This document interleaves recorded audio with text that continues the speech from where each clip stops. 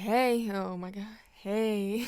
My name is Jesselyn, and I don't know why my pea shaped little brain wants me to say this so badly to my camera, but Wonder Woman 84 is a trash, terrible, dumpster garbage movie.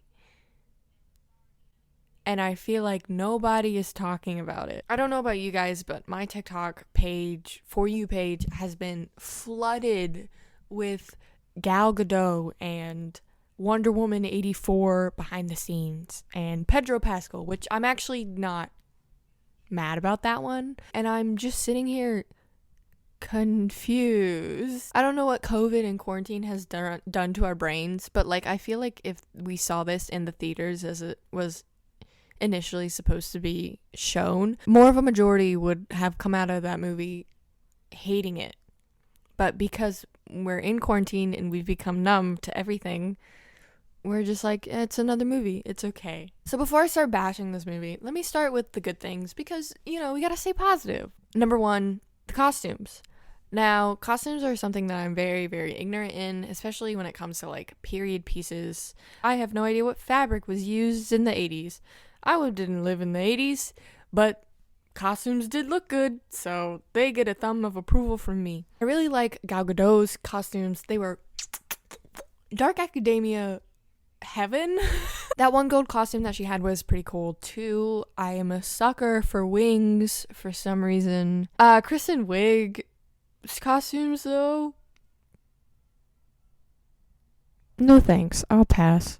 Number two, Gal Gadot's acting has somewhat improved. I can't watch a movie of Gal Gadot without being pulled out because I think her acting is atrocious. But in Wonder Woman 84, there were a couple of scenes which I thought she did really well on. There were still moments where I cringed, but she's improved, and that's all that matters. Okay, contestant number 3 for good things, the end credit scene. Even though I'm not a fan of Wonder Woman and haven't really been, I could see why that end credit scene would be really exciting for a bunch of people.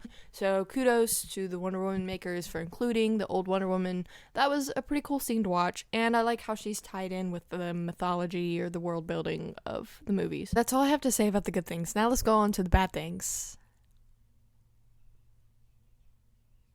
I'm just kidding. The biggest contender to the horrendousness, if that's even a word, of this movie is the script. The script is god awful. It's messy. It doesn't know what to do with the characters it was given. It doesn't have any like references to 80s culture or 80s pop culture, which I thought was the whole point of setting a movie in the 80s, was because like that time period was so 80s. The reason I'm seeing online people like this movie so much was because of Pedro Pascal and his performance, which I get that. I love Pedro Pascal.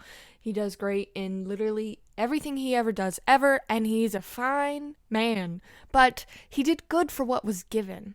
He didn't have much to work with. His character was like sand. That's a good way to describe it. His character was literally like sand. Kristen Wiig's character, literally her motivations were off. She was like, oh, I'm a good girl. And then she gets pretty and is like, oh, pretty people get attacked. I'm going to become a mean person. What? And then I become a cat.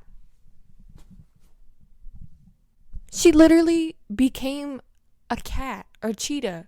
It doesn't make any sense. It genuinely does not make any sense. They don't explain at all what the dream stone or whatever it's called even came from. They just say it came from like a god, the god of mischief, or a god or something. But the character arcs are trash. The writing is trash. Dialogue is trash. I'm getting mad talking about it. Why am I getting so angry? If they could have just like refined the script and made it a little bit better, it would have been it would have been a better movie. I wouldn't say a good movie, but it would have been a better movie. Make Kristen Wiig's character arc less. I experienced pretty privilege and it made me mad, and now I'm a cat, and more something like women have to go through horrendous treatment of men every day, and that's what turned her evil, because I know that's what they were going for, but that's really not what came across. at all. Okay, moving on. Contestant number 2, the CGI. Literally, while I was watching this movie, I was getting flashbacks to the Human Torch from the Fantastic Four movies from the early 2000s. The CGI looks like they took, like, plastic dolls of the characters and then just were like, wee, you're flying. It's one scene where young Wonder Woman was doing, like, a flip through the air and landed on the bar. And I know that she's a superhero. I know that they're Amazons. But at least make it look a little bit more realistic. Make it her, like, and then, like, move. If you watch the movie, then you know exactly what I'm talking about. Am I on 4 or am I on 5? It doesn't matter. Next contestant is the editing. It's boring, it's bad, and it's messy. Take a shot every time I say messy. I know how hard it is to make a movie during literal worldwide pandemic, and I really shouldn't be pooping on this movie as much as I am, because if people like it and enjoyed watching it, good for you, I'm proud of you. But, like, just spend a couple more months on it. Just make the editing less choppy, make the script more believable, make the characters have better arcs, and do some interesting shots with anything. I'm tired of seeing medium shots. Over the shoulder, medium shot. I mean, at least the posters look pretty. The posters are nice. Everything else about that movie, terrible. Dang. I wish I looked like that. Queen. Okay, if you watch this, thanks for watching. And if you haven't checked out Wonder Woman 84, go ahead and check it out.